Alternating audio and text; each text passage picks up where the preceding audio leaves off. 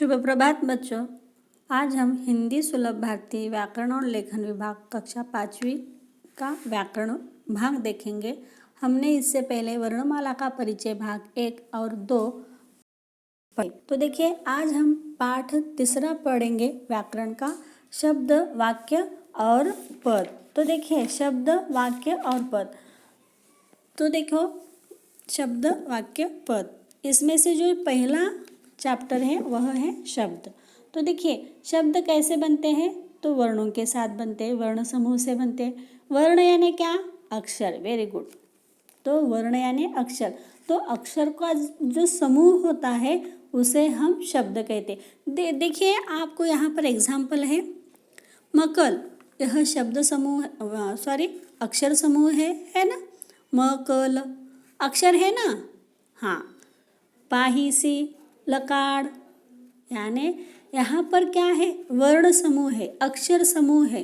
लेकिन इनका अर्थ समझ में आ रहा है क्या? नहीं। लेकिन इनका अगर क्रम हम बदल दे तो देखिए क्या होता है। कमल, सिपाही, लड़का, यानी देखिए योग्य क्रम से हम अगर इन वर्णों को लिखेंगे तो वह क्या बनेंगे? शब्द बनेंगे। Very good. तो देखिए बच्चों, कमल हमने पहले लिखा था मकल, है ना। तो मकल का अर्थ है क्या? नहीं। लेकिन वही अगर अक्षर हम सही क्रम से लिखेंगे तो उसका क्या मिलेगा? एक शब्द मिलेगा और वह उस शब्द का अर्थ भी हमें समझ में आ जाएगा, कमल। तो इस तरह से क्रम बदल देने से हमें क्या होता है?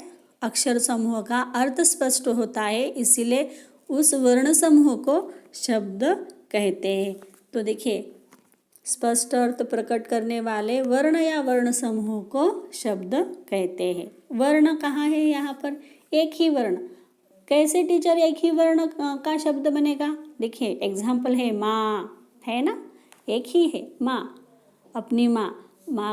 माँ यह एक ही वर्ण है, लेकिन उससे आपको अर्थ पता चलता है। सही है ना। तो समझ में आ गया। ऐसे बहुत से एक ही वर्ण होते हैं लेकिन उसका अर्थ प्राप्त होता है, इसीलिए वर्ण या वर्ण समूह को शब्द कहते हैं। यानी किस तरह के वर्ण या वर्ण समूह? जिससे हमें अर्थ स्पष्ट हो, वह। समझ में आया? ठीक है। आगे है वाक्य। तो देखिए, वाक्य कैसे बनते हैं? वाक्य शब्दों से बनते हैं। सही है, वाक्य शब्दों से बनते हैं। तो देखिए, यहाँ पर भी हम क्या करेंगे? आपको शब्द दिखाएंगे। नाम का देश है भारत हमारे।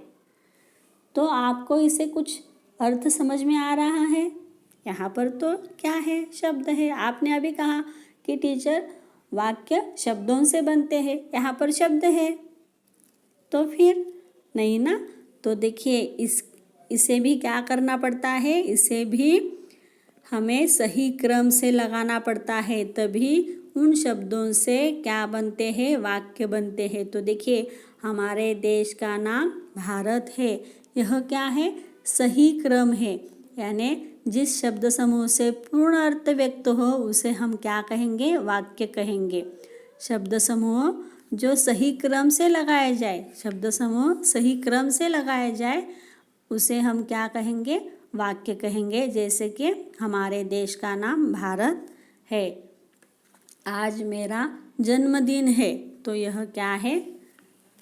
योग्य सेंटेंस है। तो देखिए, मेरा है आज जन्मदिन, हम कहेंगे क्या? नहीं। कैसे कहेंगे? आज मेरा जन्मदिन है। तो यह सही क्रम से लगाए गए शब्द समूह है, इसीलिए उन्हें वाक्य कहते हैं। जिस शब्द समूह से पूर्ण अर्थ व्यक्त हो उसे हम वाक्य कहते हैं। समझ में आ गया बच्चों? ठीक है। आगे है पद। देखिए, वाक्य में आए हुए शब्दों को पद कहते हैं। वाक्य में आए हुए शब्दों को पद कहते हैं। जैसे वह सुंदर बालक रोता है। तो देखिए, वह सुंदर बालक रोता है। इस वाक्य में वह सुंदर बालक रोता है, ये सारे क्या है? यह सभी शब्द पद है। यह सभी शब्द क्या है? पद। पद यानी देखिए वाक्य में आने वाले सभी शब्दों को पद कहते हैं। वाक्य में आने वाले सभी शब्दों को क्या कहते हैं? पद कहते हैं। तो इन पदों को क्या नाम दिया गया है?